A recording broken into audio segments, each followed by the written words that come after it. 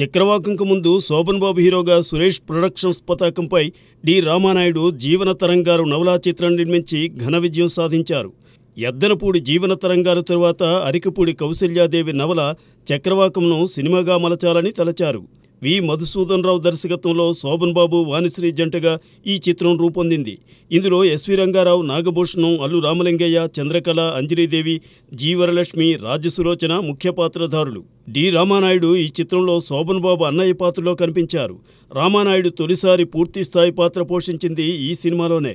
ఈ చిత్రానికి కెవి మహదేవన్ బాణీలు ఆకట్టుకున్నాయి. 1974 సెప్టెంబర్ 27న విడుదలైన చక్రవాకం నవలా ప్రియులను ఆకర్షించింది. అంతకుముందు నవలా చిత్రాల నిర్మాతగా అన్నపూర్ణ పిక్చర్స్ అధినేత దుక్కుపాటి మధుసూదన్ రావుకు మంచి పేరుండేది. ఆయన బాటలోనే పయనిస్తూ రామానాయుడు ముందు ప్రేమనగర్ను నవలా చిత్రంగా నిర్మించి విజయం సాధించారు. తరువాత జీవన తరంగాలు, చక్రవాకం, అగ్నిపూలు, మధుమాసం వంటి నవలా చిత్రాలు నిర్మించారు. పల్లెటూరి వాతావరణంలో చక్రవాకం కథ సాగుతుంది.